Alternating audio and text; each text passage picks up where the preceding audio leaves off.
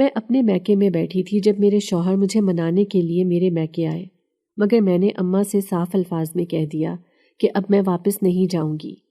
میرا شوہر کہنے لگا کہ اگر تم چاہو گی تو میں ابا کو گھر سے نکال دوں گا، مگر تم گھر آ جاؤ۔ میں نے اپنے شوہر سے کہا کہ مجھے کچھ نہیں چاہیے، مجھے صرف طلاق نامہ چاہیے، وہ جتنی جلدی ہو سکے گھر بھیج دینا، ورنہ میں خلا کے لیے درخواست کر دوں گی۔ میرا شوہر پریشان ہو گیا اور کہنے لگا کہ کیوں اتنا جذباتی ہو رہی ہو؟ ایک مرتبہ کہہ جو دیا ہے کہ ابا اس گھر میں نہیں رہیں گے تو پھر کیوں پریشان ہوتی ہو؟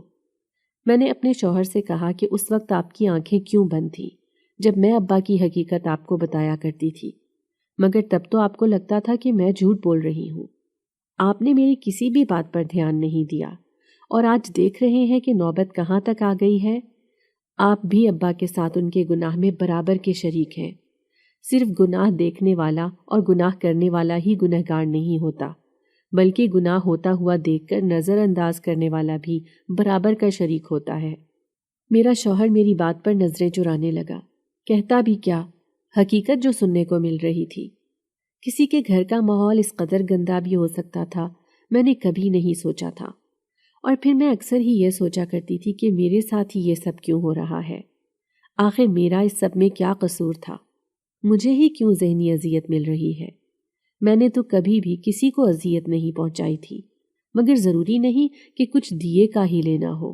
کبھی کبھار یہ آزمائش کا وقت بھی ہمارے سر پر آ جاتا ہے۔ لوگ دنیا میں کتنے بھولے چہرے لے کر آتے ہیں، مجھے اس کا اندازہ اپنے سسرال جا کر ہوا۔ ان بھولے بھالے چہروں کے پیچھے کتنا مکروہ چہرہ ہے، یہ بھی وہاں پر رہ کر مجھے بہت جلد سمجھ آ گئی۔ یہ بھی ان دنوں کی بات تھی جب میں 12 سال کی تھی۔ ہمارے خاندان میں رواج تھا کہ ہمارے گھر کی بیٹیوں کو جلدی بیاہ دیا جاتا تھا، ان کے ہاتھ جلدی پیلے کر دیے جاتے تھے۔ میں جب 15 سال کی ہوئی تو اماں نے میرے رشتے دیکھنا شروع کر دیے۔ میں عام سی شکل و صورت کی مالک تھی۔ اماں ابا نے میرے کئی رشتے دیکھے، مگر کسی کو ہم پسند نہ آتے تو کوئی ہمیں پسند نہ آتا۔ میرا نام مافیہ ہے، میری عمر اس وقت 50 سال ہے۔ ابا کھیتی باڑی کیا کرتے تھے اور اماں گھر کے کام کاج کرتی تھی۔ ہم 2 بہنیں اور 2 بھائی تھے۔ دونوں بھائی مجھ سے بڑے تھے اور ایک بہن مجھ سے چھوٹی تھی، مگر میرا ان سب میں سے کسی کے ساتھ بھی زیادہ پیار محبت نہیں تھا۔ یہاں تک کہ میری اماں اور میرے ابا نے بھی مجھے اتنا پیار نہیں دیا تھا جتنا ایک بچے کو ملتا ہے۔ وجہ کیا تھی میں نہیں جانتی تھی، شاید میرے نصیب میں پیار لفظ تھا ہی نہیں۔ کئی رشتے دیکھنے کے بعد جب اماں ابا کو کوئی خاص پسند نہ آیا تو اب تو وہ بھی مایوس ہو گئے تھے۔ ایسا نہیں تھا کہ مجھ میں کوئی خامی تھی، میں آج کی دنیا کے لڑکوں کو جس طرح کی لڑکیاں پسند ہوتی ہیں ویسی ہی تھی۔ میں 30 کی ہو کر بھی 24 کی لگتی تھی، مگر ماں کا کہنا تھا کہ شادیاں جلدی عمر میں ہو جانی چاہیے۔ اماں زیادہ دباؤ کا شکار تھیں، کبھی بڑی بھابھی کی طرف سے تو کبھی پھپھو لوگوں کی طرف سے۔ ہر کوئی اماں کو باتیں کرتا تھا کہ ابھی تک جوان بیٹی بیاہی نہیں ہے۔ اب تو لوگ مجھ میں نقص نکالنے لگے تھے۔ اماں کا خیال تھا کہ میرا رشتہ میرے ماموں کی طرف کر دیا جائے، مگر میری ممانی کا کہنا تھا کہ وہ اپنے بیٹوں کے لیے خوبصورت بہو تلاش کریں گی۔ ممانی کے 3 ہی بیٹے تھے۔ سب نے ممانی کو بہت سمجھایا، مگر وہ بس ایک ہی بات کہتی کہ مجھے اپنی بہوئیں پیاری لانی ہے۔ اماں کو میری ہر وقت فکر ستائے جاتی تھی، کیونکہ اب میری بھابھی بھی مجھے طرح طرح کی باتیں سنا سنا کر میرا جینا مشکل کر رہی تھی۔ میں ہر وقت روتی رہتی۔ اماں کہتی کہ ایک دفعہ اچھا رشتہ مل جائے، اسی دن میں نے لڑکے والوں کو ہاں کر دینی ہے۔ کئی مرتبہ تو ایسے ہو جاتا کہ میرا دل ہی اچاٹ ہو جاتا جب کبھی مجھے اماں لڑکے والوں کے آگے بیٹھنے کو کہتی، اور جب میرے ساتھ زبردستی کی جاتی تو میں لڑکے والوں کے ساتھ کچھ بے رخی سے بول دیتی۔ اماں تو مجھے دیکھ دیکھ کر پریشان ہوتی رہتی تھی۔ پھر ایک روز ایک رشتہ آیا۔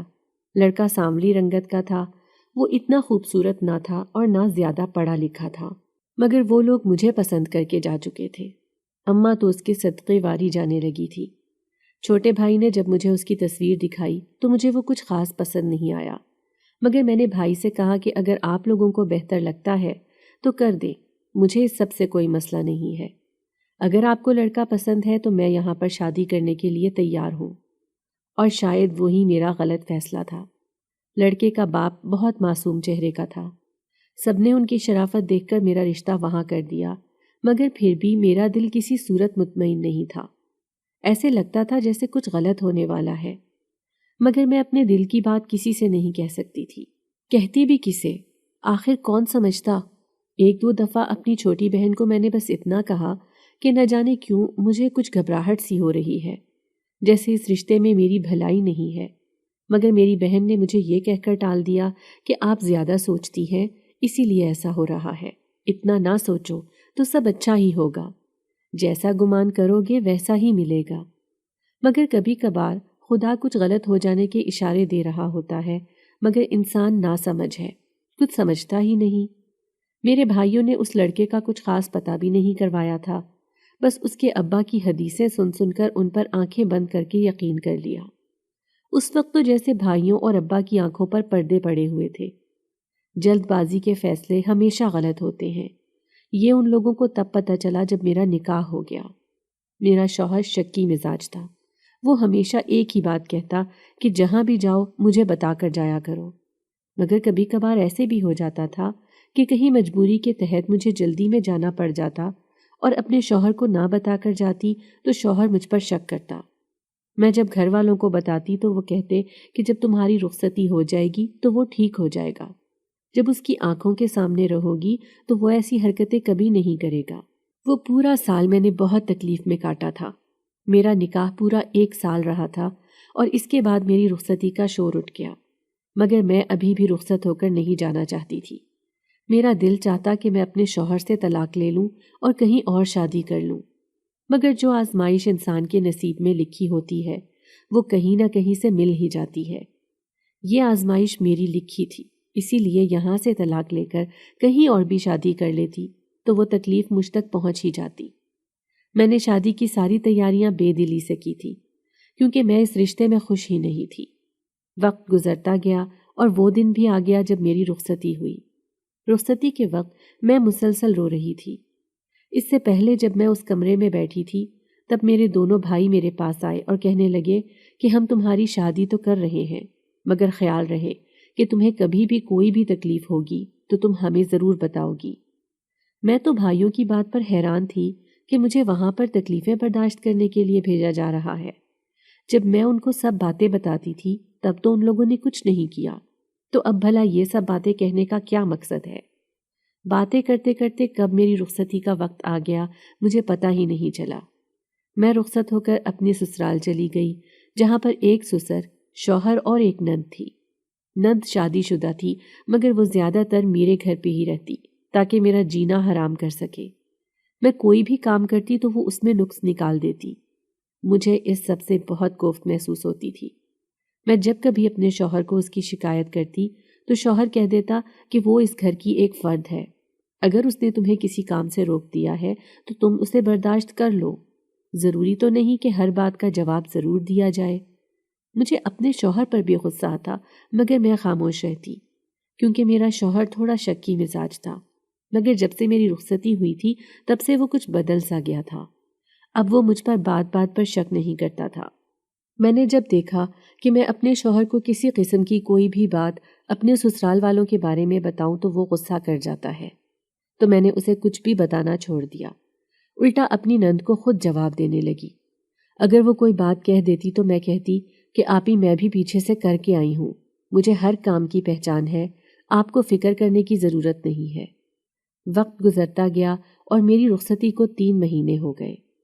3 مہینے بعد میری طبیعت کچھ ناساز رہنے لگی تھی، تبھی مجھے علم ہوا کہ میں حاملہ ہوں۔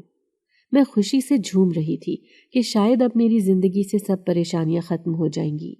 جو میرا شوہر تھوڑا بہت سخت رویہ میرے ساتھ رکھتا تھا، نرمی برتے گا۔ میرا شوہر جیسے ہی گھر آیا تو اس کے ساتھ میری نند بھی تھی۔ میرا سارا مزہ کرکرا ہو گیا، کیونکہ میں جانتی تھی کہ اب نند طرح طرح کی نصیحتیں کرے گی اور نہ جانے کیا کیا کہے گی، اور میں اس وقت کم از کم اس کو سننے کے حال میں بالکل نہیں تھی۔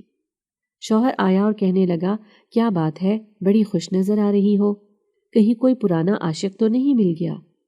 شوہر کی تنزیہ بات نے میرے پیروں تلے سے زمین کھینچ لی۔ میں نے حیرت اور بے یقینی سے اپنے شوہر کی طرف دیکھا اور ایک نظر اپنی نند کی طرف دیکھا جو چہرے پر عجیب سی مسکراہٹ سجائے کھڑی تھی۔ مجھے اپنے شوہر کے ان الفاظ سے بہت گھن محسوس ہو رہی تھی۔ میں بے گناہ ہو کر بھی آنکھیں چرانے لگی۔ تبھی شوہر نے کہا، سچ کہہ رہا ہوں نا، صحیح پہچانا، اسی لیے تو اتنی چہرے پر چہچہاہٹ ہے، ورنہ جب سے تمہاری رخصتی میرے ساتھ ہوئی ہے تم نے تو کبھی سیدھے منہ بات تک نہیں کی۔ میں خاموش رہی۔ میرا دل ہی نہیں کیا کہ میں اپنے شوہر کو اتنی بڑی خوشخبری دوں۔ سوچا کہ رات کو جب وہ کمرے میں آئے گا تو شاید اس کا رویہ کچھ بدلا ہو اور پھر میں اپنے شوہر کو خوشخبری دوں۔ وہ خوشخبری سنتے ہی جھومنے لگے گا، مگر اکثر اوقات ہماری سوچ حقیقت کے بالکل برعکس ہوتی ہے۔ میں نے سسر گھر آئے تو ان کو کھانا دیا۔ تبھی وہ کہنے لگے کہ بیٹی، جانتی ہو نا شوہر کے کتنے حقوق ہیں، کبھی یہ نہ ہو کہ تمہارے شوہر کے حقوق میں کمی رہ جائے، خیال رکھنا اس بات کا، ورنہ آخرت میں اس کی بہت بھاری سزا ہے۔ میں سسر کو دیکھنے لگی کہ کبھی ایسے الفاظ اپنے بیٹے کو بھی کہے ہیں کہ بیوی کے سب حقوق پورے کرنا، ورنہ آخرت میں اس کی بہت بڑی سزا ملے گی۔ سسرال والے بہو کو تو سب سمجھا دیتے ہیں، مگر کاش کہ کبھی اپنے بیٹے سے بھی کوئی سوال کیا ہو یا اسے کچھ سمجھایا ہو۔ وہ اس کو اس کے حال پر چھوڑ دیتے ہیں۔ اگر بیٹا بگڑا ہوا ہو تو کہتے ہیں اس کی شادی کر دو، سدھر جائے گا۔ اگر تمہارا بیٹا بگڑا ہوا ہے تو اسے اپنے پاس سنبھال کر رکھو یا اس کا علاج کرواؤ، مگر کسی کی معصوم بیٹی کی زندگی تباہ مت کرو۔ مگر کاش یہ دنیا اس بات کو سمجھ سکتی۔ دنیا تو صرف وہی کرنا چاہتی ہے جو وہ سوچتی ہے۔ حالات اور واقعات کے مطابق تو اس دنیا نے چلنا ہی نہیں ہے۔ سسر سے بات کرنے کا تو کوئی فائدہ ہی نہیں تھا، کیونکہ وہ تو ہمیشہ اپنے بیٹے کی ہی طرفداری کرتے تھے۔ اسی لیے میں خاموشی سے ان کے آگے برتن رکھ کر کمرے میں آ گئی، کیونکہ میں صبح سے کام کر کر کے تھک چکی تھی۔ تھوڑی ہی دیر گزری تھی کہ میرا شوہر بھی کمرے میں آیا۔ اسے دیکھتے ہی میں خوشی سے اچھلی اور کہا کہ آپ جانتے ہیں کہ میں آپ کو کتنی بڑی خوشخبری دینے والی ہوں۔ وہ کافی حیران ہوئے اور کہنے لگے، کیسی خوشخبری؟ مگر ان کے چہرے پر سنجیدگی نے میری اس ساری خوشی کو ٹھنڈا کر دیا تھا۔ میں نے اپنے شوہر سے کہا کہ آپ باپ بننے والے ہیں اور میں ماں۔ مجھے لگا تھا کہ میرا شوہر میری بات سنتے ہی خوشی سے جھومنے لگے گا، مگر اس کے اگلے رد عمل نے میرے سارے خواب خاک کر دیے۔ اس نے میرے چہرے پر زناٹے دار تھپڑ رسید کر دیا۔ وہ تھپڑ دراصل میرے چہرے پر نہیں بلکہ میرے کردار پر پڑا تھا۔ جب میرے شوہر نے مجھے کہا کہ میں نہیں مانتا یہ میری اولاد ہے، مجھے اپنے شوہر کی بات سن کر ایک دھچکا لگا۔ میں نے شوہر کو بے یقینی سے دیکھا اور کہا کہ آپ کیا کہہ رہے ہیں؟ آپ کو کچھ اندازہ بھی ہے؟ آپ کے منہ سے نکلے الفاظ میرے لیے کتنے تکلیف دہ ہیں، آپ تو یہ سوچ بھی نہیں سکتے۔ آپ کے الفاظ میری روح کو چھلنی کر رہے ہیں۔ خدا کے لیے ایسے مت کریں، یہ آپ کی ہی اولاد ہے۔ میں ہر وقت گھر پر رہتی ہوں، پھر بھلا آپ مجھ پر کیسے شک کر سکتے ہیں؟ تبھی میرا شوہر کہنے لگا کہ جس وقت گھر کوئی نہیں ہوتا، کیا پتا اس وقت اپنے عاشق کو بلا لیتی ہوگی۔ میں نے زخمی نگاہوں سے اپنے شوہر کی طرف دیکھا اور کہا کہ بس اب اور نہیں، اگر آپ نے اس کو اپنی اولاد نہیں ماننا تو مت مانے، مگر میرے کردار پر ایسے انگلی اٹھا کر مجھے تکلیف نہ پہنچائیں۔ آپ کو کسی نے یہ حق نہیں دیا۔ میرے شوہر نے مجھے میری اسی بات پر مارنا پیٹنا شروع کر دیا۔ میں چیختی چلاتی رہی، مگر سسر اور میری نند اپنے اپنے کمروں میں بیٹھے رہے۔ اگلی صبح میرے چہرے پر نیل دیکھ کر میرا سسر کہنے لگا کہ میں نے تمہیں پہلے ہی کہا تھا کہ اپنے شوہر کے حقوق میں کسی قسم کی کوتاہی مت کرنا، مگر تم تو سمجھتی نہیں، نہ جانے پیچھے سے کیا سیکھ کر آئی ہو۔ میں نے اپنے گھر والوں کو فون کیا اور ان کو سب بتا دیا۔ میرے دونوں بھائی مجھے لینے آ گئے۔ میں اپنے بھائی کے ساتھ اپنے میکے واپس آ گئی۔ ابھی 1-1.5 ہفتہ گزرا تھا کہ میرا شوہر اور میرا سسر گھر واپس آئے اور آ کر مجھ سے معافی مانگنے لگے، مگر پورے ہفتے سے پریشانی کی حالت میں رہ رہ کر میرا حمل ضائع ہو چکا تھا۔ مجھے اپنے شوہر سے نفرت محسوس ہونے لگی تھی۔ میں نے اپنے شوہر سے کہا کہ مجھے تمہارے ساتھ کہیں نہیں جانا، تم نے میرے بچے کی جان لی ہے، میں تمہیں کبھی معاف نہیں کروں گی۔ تبھی شوہر کہنے لگا کہ میں جانتا ہوں مجھ سے بہت بڑی غلطی ہو گئی ہے، مجھے تم پر ایسے شک نہیں کرنا چاہیے تھا، مجھے نہ جانے کیا ہو گیا تھا، خدا کے لیے مجھے معاف کر دو اور چلو میرے ساتھ۔ میرے سب گھر والوں نے مجھے زبردستی پھر سے اسی دلدل میں پھینک دیا۔ دن گزرتے گئے اور میری شادی کو 6 مہینے ہو گئے۔ آج کل میرے سسر گھر سے زیادہ تر باہر ہی رہتے تھے، جبکہ ان کا کوئی ایسا کام بھی نہیں تھا جس کی بدولت انہیں باہر رہنا پڑے۔ مجھے ان کی اس بات کی سمجھ نہیں آتی تھی، اور کئی مرتبہ تو ایسے بھی ہوا تھا کہ آدھی رات کو جب میں سو جایا کرتی تھی تو اگلی صبح مجھے علم ہوتا کہ رات کے کہیں کسی ایک پہر میں سسر گھر واپس آ گئے تھے۔ اگلی صبح جب میری آنکھ کھلی تو میں کمرے سے باہر گئی تاکہ حسب معمول گھر کے کام کر سکوں، مگر وہاں پر ایک مزید عورت کا وجود دیکھ کر میں حیران رہ گئی۔ میں نے اس عورت سے پوچھا کہ تم کون ہو، تو وہ ایک دم گھبرا گئی۔ وہ بہت ڈری ہوئی تھی۔ میں تو اس کا ڈر اور گھبراہٹ دیکھ کر حیران تھی۔ تبھی اس سے پہلے کہ وہ عورت جواب دیتی، میرا شوہر کہنے لگا کہ یہ ابا کی نرس ہے۔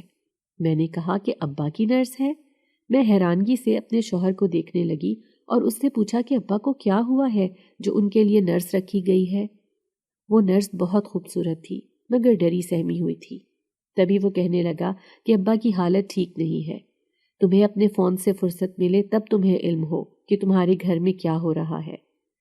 اب کی مرتبہ میں نے شوہر کو کچھ نہ کہا بلکہ اس کو نظر انداز کر کے واپس کمرے میں چلی گئی۔ شام کے وقت کھانا بنا کر میں کمرے میں آنے والی تھی کہ میرے شوہر نے کھانے کی ٹرے دے کر اس نرس کو سسر کے کمرے میں بھیجنا چاہا، مگر وہ وہاں جانے سے گھبرا رہی تھی۔ مگر جب میں نے کہا کہ میں سسر کے کمرے میں کھانا دے آتی ہوں اور ان کا حال احوال بھی پوچھ لیتی ہوں، تو شوہر کہنے لگا کہ نہیں، جس کا کام ہے وہی کرے گی، اس کو پیسے یہاں مفت کی روٹیاں توڑنے کے لیے تھوڑی لے کر آئے ہیں۔ تبھی شوہر نے نرس کو زبردستی کھانے کی تھال تھما دی اور اس کو سسر کے کمرے میں بھیج دیا۔ میں بھی اپنے کمرے میں آ گئی۔ تھکاوٹ کی وجہ سے میں آج جلدی سو گئی، مگر رات گئے میری آنکھ عجیب سی آوازوں سے کھل گئی۔ میرے سسر کا کمرہ میرے کمرے کے ساتھ تھا۔ تبھی وہاں سے عجیب سی آوازیں آ رہی تھی۔ مجھے کافی حیرت ہوئی کہ یہ تو کسی لڑکی کی چیخوں کی آوازیں تھیں، مگر سسر کے کمرے سے کیوں آ رہی تھی؟ اچانک میرے دماغ میں ایک جھماکا سا ہوا جب مجھے یاد آیا کہ آج ہی تو گھر میں نرس آئی ہے، تو کیا سسر نرس پر ظلم کر رہے تھے؟ لیکن وہ اچھا بھلا عقل مند مرد تھا، ایسے کیسے؟ انہی سوچوں میں ایک دم چونک اٹھی جب لڑکی کی چیخیں تیز سے تیز تر ہوتی گئی۔ میں نے ڈر کر شوہر کو اٹھایا تو شوہر اٹھ کر مجھ پر چلانے لگا کہ رات کی نیند بھی حرام کر دی ہے۔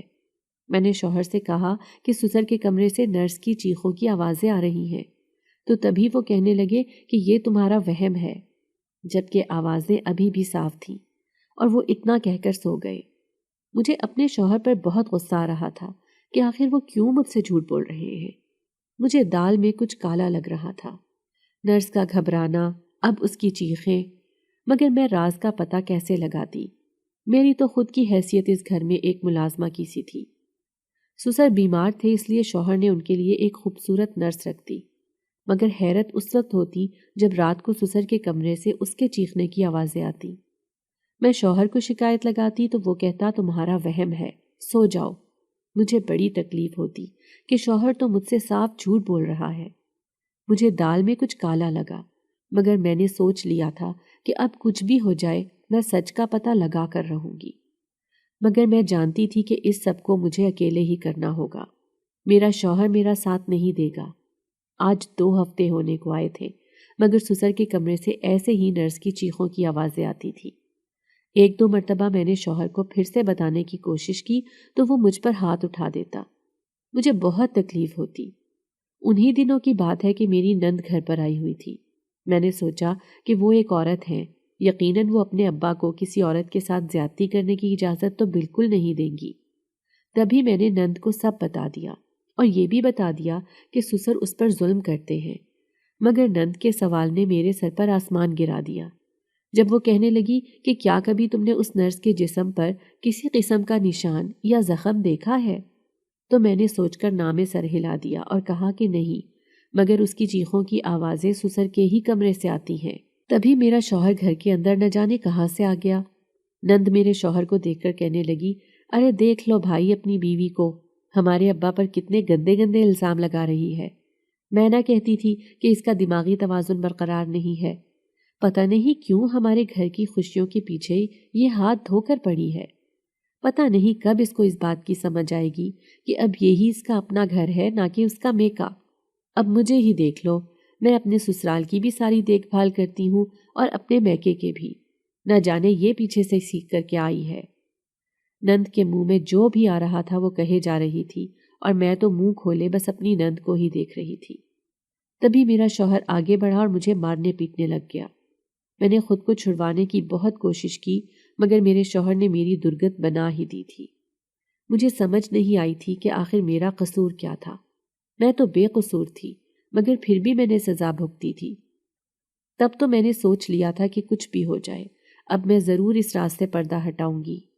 میں شام ہوتے ہی کمرے سے باہر نکلی تو میری نند کچن پر قبضہ کر کے بیٹھی ہوئی تھی۔ میں نے اس کو نظر انداز کر دیا اور اپنا کام کرنے لگی۔ تبھی وہ میرے پاس آئی اور آ کر کہنے لگی کہ بھابھی کتنی بار منع کیا ہے کہ ایسے کھانا نہ بنایا کرو، پتہ نہیں کب سیکھو گی۔ ارے بھائی کو ایسا کھانا نہیں پسند۔ تبھی میرا شوہر پیچھے آ کر کھڑا ہو گیا اور کہنے لگا میری بہن اب تمہاری خاطر روز روز اپنا سسرال چھوڑ کر نہیں آ سکتی، بہتر یہی ہے کہ تم ایک دفعہ اس سے سب سیکھ لو۔ اب تو میرے غصے کی انتہا ہو گئی تھی۔ میں نے آؤ دیکھا نہ تاؤ اور اپنے شوہر سے کہہ دیا کہ اگر آپ ہی اپنے گھر رہ لیں گی تو میں سبھی اچھا بنا لوں گی، بس شرط یہ ہے کہ آپ ہی اپنے گھر میں رہے۔ آخری بات میں نے نند کو کچھ جتاتے ہوئے کہی تھی۔ تبھی وہ اپنے بھائی کے پاس جا کر اونچا اونچا رونا شروع ہو گئی اور اپنے بھائی کو کہنے لگی کہ دیکھ لو بھائی، میں کل ہی اپنے گھر چلی جاؤں گی، تمہاری بیوی کو میری موجودگی یہاں منظور نہیں ہے۔ میں تو بس اتنا ہی چاہتی تھی کہ بھابھی کا تھوڑا بھار کم ہو جائے اور میں اس کے ساتھ کچھ ذمہ داری بانٹ لوں، مگر اس کو تو جیسے کوئی پرواہ ہی نہیں ہے میری۔ ایسے دل نہیں دکھایا کرتے بھابھی کسی کا۔ میں خاموشی سے اس کے بین سن رہی تھی۔ میں جانتی تھی کہ اگلا عمل میرے شوہر کا ہوگا اور ویسا ہی ہوا۔ تبھی وہ میری نند کو کہنے لگا نہیں نہیں، کس نے تمہارا دل دکھایا؟ تم جب چاہو جتنی دیر چاہو یہاں آ کر رہ سکتی ہو۔ میں طنزیہ مسکرانے لگی کیونکہ میں جانتی تھی یہ میرا شوہر یہی کہے گا، مگر مجھے اپنے سسر کا راز جاننے کے لیے اپنی نند کو اس گھر سے بھیجنا تھا۔ اب مجھے یہ سوچنا تھا کہ میں آخر اپنی نند کو کس طرح باہر بھیجوں جس میں مجھے میرے سسر کا راز پتہ چل سکے، کیونکہ آج کل سسر مجھے کہیں دکھائی نہیں دے رہے تھے۔ وہ ہر وقت کمرے میں ہی بند رہتے، بس نرس ہی باہر آتی تھی اور ان کا کھانا لے کر کمرے میں چلی جاتی تھی، اور پھر رات گئے اس کی چیخوں کی آواز میرے کمرے تک سنائی دیتی تھی۔ تبھی میرے دماغ میں ایک ترکیب آئی کہ یہ مفت کی روٹیاں یہاں پر کھانے آ گئی ہے، پھر اسے اپنے گھر پر کوئی کام نہ کرنا پڑے تو کیوں نہ اس کو اسی کے جال میں پھنسایا جائے۔ نند کو اس کے گھر بھیجنے اور سسر کا راز فاش کرنے کے لیے مجھے اپنی ترکیب پر عمل درآمد کرنا پڑا۔ میں نے اپنے شوہر سے کہا کہ میں 2 دن کے لیے اپنی اماں کے گھر جا کر رہنا چاہتی ہوں۔ میرا شوہر بھی خوشی خوشی راضی ہو گیا۔ اسے اور کیا چاہیے تھا؟ اسے آزادی جو مل رہی تھی۔ اسی لیے ایک دن میکے جانے کا بہانہ بنا کر میں سسر کے کمرے میں چھپ گئی تاکہ آج سسر کا بھی راز کھل جائے۔ ایک بات جو میں نے دیکھی تھی وہ یہ تھی کہ میرا شوہر یا میری نند میرے سسر کے کمرے میں بھی نہیں آتے تھے، اور اسی بات سے مجھے آسانی ہو گئی۔ میں شوہر کے سامنے تو گھر سے نکل آئی مگر پچھلے دروازے سے میں واپس گھر کے اندر داخل ہو گئی اور چپکے سے اپنے سسر کے کمرے میں چلی گئی۔ اس وقت نرس کہاں تھی میں نہیں جانتی تھی، شاید سسر کے لیے رات کا کھانا بنا رہی تھی۔ سسر بھی اس وقت نیند کے مزے لے رہا تھا۔ میں چپکے سے ایک کونے میں چھپ گئی۔ اب مجھے رات ہونے کا انتظار کرنا تھا جب نرس کمرے میں آتی۔ دل ہی دل میں مجھے خوف بھی محسوس ہو رہا تھا، عجیب سا ڈر اور گھبراہٹ بھی تھی کہ نہ جانے میں کس طرح سچ سامنے لا کر اپنے شوہر اور اپنی نند کا سامنا کروں گی۔ میں اپنے آپ کو سمجھا کر بیٹھی تھی کہ اگر مجھے اپنے گھر واپس جانا پڑا تو میں وہاں بھی چلی جاؤں گی، مگر آج حقیقت کا تو پتہ کر کے ہی رہوں گی۔ شام سے رات ہونے کو آئی تھی مگر ابھی تک نرس سسر کے کمرے میں نہ آئی۔ یہ آدھی رات کا وقت تھا۔ اب تو مجھے فکر ستانے لگی تھی کہ کہیں میں غلط ہی نہ ثابت ہوں، مگر اتنا بڑا وہم ایسے نہیں ہو سکتا تھا۔ جو ہی آدھی رات ہوئی تو نرس کمرے میں آ گئی۔ میرے پیروں تلے سے زمین تب نکلی جب سسر نے اٹھ کر اس کے ہاتھ سے کھانے کی تھالی پکڑ کر ایک طرف رکھی اور پھر اس کے ساتھ نازیبا حرکتیں کرنے لگا۔ میں زیادہ دیر تک دیکھ نہ پائی تو چیخ کر کھڑی ہو گئی۔ میں نے اپنے سسر کو کہا کہ شرم آنی چاہیے آپ کو، ایسی حرکتیں کرتے ہیں اس عمر میں، آپ کو گھٹیا کام کرتے ہوئے شرم نہ آئی؟ ویسے تو جب بھی آپ کا دل کرتا ہے تب آپ حقوق العباد اور حدیثوں سے انسان کا ایمان تازہ کر دیتے ہیں، اور خود کیا کر رہے ہیں؟ میرے سسر ایک دم گھبرا گئے اور کہنے لگے کہ تم یہاں پر کیا کر رہی ہو؟ میں نے کہا کہ اس نرس کو آپ سے بلکہ آپ جیسے جنگلی انسان سے بچانے کی کوشش کر رہی ہوں۔ تبھی شوہر اور نند شور سن کر جلدی سے کمرے میں آئے۔ مجھے تو حیرت ہو رہی تھی اس بات کی کہ نند اپنے باپ کو ایسی حالت میں کیسے دیکھ سکتی تھی۔ کیا اسے بالکل بھی اس بات کی تکلیف نہ ہوئی؟ میرا شوہر مجھے وہاں پر دیکھ کر حیران رہ گیا اور کہنے لگا، تم تو اپنی اماں کے گھر گئی تھی نا، تو پھر تم یہاں کیا کر رہی ہو؟ میں جلدی سے اس نرس کے پاس گئی اور اس کو اپنے قریب بلا لیا اور کہا کہ اب کچھ بھی ہو جائے میں اس کو یہ ظلم و ستم برداشت کرنے نہیں دوں گی۔ میں نہیں جانتی کہ یہ کس مجبوری کے تحت آپ کے چنگل میں پھنس گئی ہے، مگر اب مجھے کسی کی کوئی پرواہ نہیں ہے، میں اس کو یہاں سے بچا کر رہوں گی۔ تبھی میرا شوہر آگے بڑھا اور آؤ دیکھا نہ تاؤ میرے چہرے پر تھپڑ رسید کر دیا۔ میں تو ایک دم بوکھلا کر ہی رہ گئی۔ وہ کہنے لگا کہ تمہیں کس نے اتنی اجازت دی کہ تم میرے ابا پر، ان کے کردار پر انگلی اٹھا سکو؟ تبھی میں نے اپنے شوہر سے کہا کہ وہ ایک مرد ہے، پھر بھی تم سے یہ برداشت نہیں کہ ان کے کردار پر انگلی اٹھائی جائے، اور میں جب بے گناہ ہو کر بھی اتنے عرصے سے تمہاری ہر بات برداشت کر رہی تھی، تمہارا ہر الزام اپنی ذات پر سہ رہی تھی، اس کا کیا؟ تبھی آگ لگانے کے لیے نند آگے بڑھی اور کہنے لگی، بھائی دیکھ لو تمہاری بیوی کس طرح تمہارے ساتھ زبان چلاتی ہے۔ توبہ توبہ، میں تو کبھی ایسی حرکت نہ کرتی۔ کچھ بھی ہو جائے، اسلام میں جو شوہر کا مقام ہے وہ تو ویسے کا ویسے ہی رہے گا۔ مجھے اپنی نند سے بے تحاشا غصہ تھا۔ تبھی میں نے اپنی نند سے کہا کہ بس کر دیں آپی، خدا کے لیے دوسروں کے گھر اجاڑنا چھوڑ دیں، کم از کم اپنے گھر کا ہی خیال کر لیں، کبھی تو اپنے گھر بھی جایا کریں۔ میں تو اس وجہ سے اپنی اماں کے گھر کا بہانہ بنا کر یہاں چھپی تھی کہ شاید کاموں کا بوجھ دیکھ کر آپ گھر سے چلی جائیں، جو صرف نام کے ہی آپ یہاں پر کرتی ہیں، باقی تو آپ نے صرف باتیں ہی بنانی ہوتی ہیں۔ کبھی کسی کا گھر بسانے کی بھی کوشش کی ہے یا صرف اجاڑنے کی طاق میں رہتی ہیں؟ مجھے تو لگتا ہے کہ آپ کی نند اسی لیے آپ کے گھر نہیں آتی کیونکہ آپ اسے سکون سے جینے جو نہیں دیتی ہوں گی۔ میں پے در پے اسے تانے دے رہی تھی، مگر اس کی ذات پر کسی قسم کا کوئی فرق نہیں پڑ رہا تھا۔ وہ تو مطمئن تھی اپنے کاموں سے، جو وہ کر رہی تھی وہ بالکل ٹھیک ہے، مگر میرے شوہر نے میری بازو پکڑی اور مجھے گھر سے باہر نکال دیا اور کہا کہ آج کے بعد میرے گھر میں قدم مت رکھنا، تم جیسی چنڈال عورتیں گھر بسانے کے لیے نہیں ہوتی۔ اور رہی بات میرے ابا کی اور اس نرس کی، تو یہ ہمارا آپسی معاملہ ہے، تمہیں دخل اندازی کرنے کی ضرورت نہیں ہے۔ میرا شوہر میرے منہ پر ہی دروازہ بند کر کے جا چکا تھا۔ میں زور زور سے دروازہ پیٹ رہی تھی اور اپنے شوہر کو اونچی آوازیں دے کر کہہ رہی تھی کہ اسے چھوڑ دو، اس معصوم کا کیا قصور ہے؟ کیوں اسے اتنی تکلیف اور اتنی اذیت دے رہے ہو؟ کیا تمہیں خدا سے ڈر نہیں لگتا؟ کیا تمہیں موت بھول گئی ہے؟ مگر اس نے میری کسی بھی بات کا جواب نہ دیا۔ میں جانتی تھی کہ جواب آئے گا بھی نہیں۔ رات کے اس پہر بھلا میں کہاں جاتی؟ اس لیے پاس بنے چھوٹے سے باغ میں جا کر بیٹھ گئی۔ وہ باغ خالی تھا۔ خدا کا شکر تھا کہ وہاں پر کوئی آ جا نہیں رہا تھا، ورنہ میں کس کس کو کیا جواب دیتی۔ نہ جانے لوگ میرے بارے میں کیا کیا سمجھتے، میرے کردار کی تو دھجیاں ہی اڑ جاتی۔ مجھے جلد سے جلد صبح ہوتے ہی یہاں سے نکلنا تھا، اسی لیے صبح ہوتے ہی میں اپنے میکے چلی گئی۔ اماں مجھے دیکھ کر کافی پریشان ہوئی اور کہنے لگی، کیا ہوا، سب ٹھیک تو ہے نا؟ مگر میں نے انہیں کچھ نہ بتایا، آخر کب تک ان کو بھی تکلیف میں رکھتی۔ میں نے مزیدار سے جواب دیا، جی بس ملنے کا دل چاہ رہا تھا اس لیے آ گئی۔ مگر وہ بھی ماں تھی، کیسے نہ سمجھتی۔ کہنے لگی، خوشی سے ملنے آئی ہوتی تو تمہارے چہرے پر الگ رونق ہوتی، مگر اب تو تمہارا چہرہ بجھا ہوا سا ہے۔ میں نے اماں سے کہا کہ اماں ایسی کوئی بات نہیں، آپ زیادہ سوچ رہی ہیں۔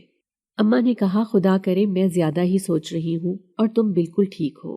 اماں اتنا کہہ کر کمرے سے چلی گئیں اور کہنے لگی کہ میں تمہارے لیے کچھ ناشتے کے لیے لے کر آتی ہوں، اور اگلی مرتبہ جب آؤ تو اپنا بیگ ساتھ لے کر آنا۔ اماں کو میری تکلیف کا اندازہ تو ہو ہی چکا تھا، مگر اب کیا کیا جا سکتا تھا؟ مجھے تو رہ رہ کر اپنے سسر پر غصہ آ رہا تھا کہ وہ کتنا بے ایمان انسان ہے، مگر انسان ایسے تو نہیں ہوتے۔ وہ تو انسانیت کے نام پر دھبا ہے جس کو نہ اپنی بہو کی، نہ اپنی بیٹی کی، اور نہ ہی اس معصوم لڑکی کی کوئی پرواہ ہے، اور نہ ہی کوئی شرم۔ بھلا ایسے ہوتے ہیں باپ؟ میں نے بھی اپنے ابا کو دیکھا تھا اپنی بہوؤں کے ساتھ وہ بہت سلوک اور عزت کے ساتھ رہ رہے تھے، مگر نہ جانے کیوں میرے ہی نصیب میں یہ سب ذلت لکھی ہوئی تھی۔ کاش وہ وقت واپس آ جاتا اور میں کبھی بھی ایسے شخص کے ساتھ شادی نہ کرتی، مگر گزرا ہوا وقت کہاں واپس آتا ہے، اسی لیے مجھے اب اس کی دی ہوئی تکلیف کی حالت میں ہی جینا تھا، اور میں کر بھی کیا سکتی تھی؟ میرے پاس تو کوئی دوسرا راستہ بھی نہیں تھا۔ میں نے اماں سے کہا کہ اماں ہو سکتا ہے میں 1-2 دن میں گھر واپس چلی جاؤں۔ اماں کہنے لگی کہ اس کی ضرورت نہیں ہے، تمہاری حالت دیکھ کر مجھے صاف اندازہ ہو رہا ہے کہ تم اپنے گھر میں کتنی خوش ہو۔ اماں کا اتنا کہنا تھا کہ میرے آنسو بہنے لگے۔ ابا بھی میرے پاس موجود تھے اور بھائی بھابھی بھی۔ سبھی مجھے دیکھ کر پریشان ہو گئے تھے اور کہنے لگے کیا ہوا ہے، سب ٹھیک ہے نا؟ بھابھی کو مجھ سے کوئی لینا دینا نہیں تھا، وہ خاموش رہیں، مگر باقی سب تو میرے اپنے تھے، اسی لیے انہیں میری تکلیف کا اندازہ ہو گیا تھا۔ اماں میرے پاس آئیں اور مجھے سینے سے لگا لیا۔ میں اماں کا سینہ ملتے ہی پھوٹ پھوٹ کر رونے لگی اور کہا کہ اماں مجھے بچا لیں، میں وہاں پر نہیں رہنا چاہتی، میں اب وہاں پر کبھی نہیں جاؤں گی۔ اماں کہنے لگی کہ ٹھیک ہے، مت جانا، اب تمہیں کوئی زبردستی وہاں پر نہیں بھیجے گا، اگر تمہارا دل چاہا تو چلی جانا، ورنہ یہاں پر ہی رہنا۔ مگر اگلے روز ہی میں نے ابا سے کہہ کر طلاق کا مطالبہ کر دیا اور کہا کہ مجھے اس شخص کے نام کے ساتھ بھی نہیں جینا۔ ابا نے کہا کہ ایک مرتبہ پھر سوچ لو بیٹی، کہیں یہ نہ ہو کہ تمہیں اپنا فیصلہ بدلنا پڑے اور پھر تمہارے ہاتھ میں کچھ بھی نہ ہو۔ میں نے ابا سے کہا کہ ابا اب میں مزید کتنا سوچوں، اتنے عرصے سے سوچ ہی رہی تھی، مگر اسی رات ایک ایسا واقعہ ہو گیا جس نے میری روح کھینچ لی۔ میری طبیعت پچھلے 2-3 دن سے ہی کچھ عجیب سی تھی۔ مجھے لگا کہ مسلسل پریشانی لینے اور شوہر کی مار پیٹ کے بعد شاید طبیعت میں دباؤ آ گیا ہے، مگر اس روز مجھے متلی کا احساس ہونے لگا تو اماں مجھے پاس کے کلینک میں لے گئی۔ وہاں جا کر جب اماں نے میرا چیک اپ کروایا تو میرے پیروں تلے سے زمین نکل گئی۔ مجھے لگا کہ شاید میں ابھی گر جاؤں گی، میں کھڑی ہو ہی نہیں پا رہی تھی کیونکہ میں دوسری مرتبہ حاملہ ہو چکی تھی۔ اب کی مرتبہ میں نے سوچ لیا تھا کہ میں اس بچے کا اپنے شوہر کو بالکل پتہ نہیں لگنے دوں گی، مگر ایسی باتیں چھپائی کہاں جاتی ہیں، اور تو کسی کو کوئی مسئلہ نہیں تھا، مگر بھابھی کا کہنا تھا کہ اگر ہم ایسا کریں گے تو ان کے ساتھ زیادتی ہے، اور پھر ہم لوگ بھلا ان کے جیسے کیوں بن جائیں، ہم میں اور ان میں کیا فرق رہ جائے گا۔ مگر بھابھی میری تکلیف بالکل نہیں سمجھ رہی تھی، جو میں برداشت کر رہی تھی اس کا اندازہ صرف مجھے ہی تھا۔ میں نے بھابھی سے کوئی بحث نہ کی کیونکہ ان سے بحث کرنا محض بے وقوفی تھی۔ میں نے ابا سے کہا کہ ابا اب میں طلاق تو نہیں لے سکتی، مگر میں وہاں بالکل نہیں جاؤں گی۔ ابا نے کہا کہ ٹھیک ہے، تمہارے ساتھ کوئی زبردستی نہیں کرے گا۔ 9 مہینے پر لگا کر اڑ گئے۔ ان لوگوں کو بتا دیا گیا تھا، مگر ان میں سے کوئی بھی میرا حال احوال تک پوچھنے نہ آیا۔ جس روز ہمارے گھر ننھی سی جان آئی اس روز سب خوش تھے، مگر میں اس کو مسلسل دیکھ کر رو رہی تھی کہ اس کا مستقبل کیا ہے، اس کے باپ سے دور رہنا کیوں لکھا ہے، مگر میں جانتی تھی کہ اگر میں اس کو وہاں پر لے گئی تو اس کا مستقبل برباد ہو جائے گا، میں وہاں رہ کر اس کی تربیت نہیں کر پاؤں گی۔ جس دن میرے بیٹے کی پیدائش ہوئی اس سے اگلے روز میری نند، میرا شوہر اور میرے سسر گھر تشریف لے آئے، مگر حیرت کی انتہا نہ رہی جب وہ نرس بھی ساتھ تھی اور بہت ہی بن سنور کر وہ ہمارے گھر آئی تھی۔ اس کے چہرے پر ایک الگ ہی رونق تھی، لگ ہی نہیں رہی تھی کہ یہ وہی نرس ہے، مگر میں نے ان میں سے کسی کے ساتھ بات نہ کی، میرا دل ہی نہیں چاہا کہ میں ان میں سے کسی کے ساتھ بات کروں۔ تبھی اچانک میرا شوہر میرے پاس آیا اور میرے قدموں میں بیٹھ گیا اور کہنے لگا کہ میں جانتا ہوں میں بہت گناہ گار ہوں، میں نے تمہارے ساتھ بہت زیادتی کی ہے، مگر مجھے معاف کر دو۔ میری بہن کا گھر اجڑ گیا ہے، اس کے شوہر کی موت ہو چکی ہے، وہ بیوگی ہمارے گھر پر آ کر کاٹ رہی ہے، اس سے زیادہ تکلیف دہ بات ایک بھائی کے لیے اور کیا ہو سکتی ہے۔ میں نے تنزیہ مسکراہٹ کے ساتھ اپنے شوہر کو دیکھا اور کہا کہ اپنی بہن تکلیف میں ہے تو کیوں کسی دوسرے کی بہن کی تکلیف نہ ہوئی، کیوں مجھ پر اتنے ظلم و ستم کیے گئے، آخر میرا قصور کیا تھا؟ صرف یہی کہ میں اس معصوم لڑکی کو بچا رہی تھی، مگر اب تو لگتا ہے کہ وہ بھی معصوم نہیں رہی، وہ بھی میری صرف بے وقوفی تھی۔ نرس ایک دم گھبرا گئی اور کہنے لگی کہ نہیں ایسا کچھ نہیں ہے، آپ نے جو دیکھا تھا وہ بالکل درست تھا، میرے ساتھ ظلم ہی ہو رہا تھا، مگر جب ان کی بیٹی بیوہ ہوئی تو تب ان کو اس بات کا احساس ہوا کہ انہیں ایسا نہیں کرنا چاہیے تھا، اسی لیے انہوں نے باعزت مجھے اپنی بیوی بنا لیا۔ اب میں ان کی بیوی ہوں۔ میرا شوہر پھوٹ پھوٹ کر رو رہا تھا اور مجھ سے معافیاں مانگ رہا تھا۔ وہ سب کے سب سدھر چکے تھے، مگر میرے دل میں ابھی بھی ایک عجیب سا خوف تھا کہ شاید میں دوبارہ جاؤں گی اور دوبارہ سب وہی ہوگا، اور یہ جو سب کر رہے ہیں وہ صرف ایک ناٹک ہے، دکھاوا ہے، اور یہ صرف مجھے پھنسانے کی کوشش کی جا رہی ہے۔ میں نے اپنے ابا سے کہا کہ ابا میں نے ایک دفعہ فیصلہ کر لیا ہے تو اب میں اس دلدل میں دوبارہ نہیں جاؤں گی جہاں میری عزت نفس کو پیروں تلے کچل دیا جاتا ہے، جہاں مجھے اپنی مرضی سے سانس لینا تو دور کی بات، میں وہاں پر اپنی مرضی سے کھانے میں نمک مرچیں بھی نہیں ڈال سکتی۔ تو پھر کیا فائدہ ایسی جگہ پر جانے کا جہاں پر عزت بھی نہ ملے، محبت، خلوص اور توجہ تو بہت دور کی بات ہے۔ ابا نے بھی میرے سسرال والوں کو خلا کے کاغذات دے کر وہاں سے روانہ کر دیا۔ انسان ایک مرتبہ غلطی کر سکتا ہے، مگر بار بار غلطی بے وقوفی کہلاتی ہے۔ آنکھوں دیکھ کر مکھی نہیں نکلی جاتی، یہ تو سب کہتے ہیں، مگر جب خود پر گزرتی ہے تو شاید یہ بات بھول جاتے ہیں کہ بیٹیاں کھلونا نہیں ہوتی کہ ان کو بے قدروں کے ہاتھوں بار بار دے کر توڑا جائے۔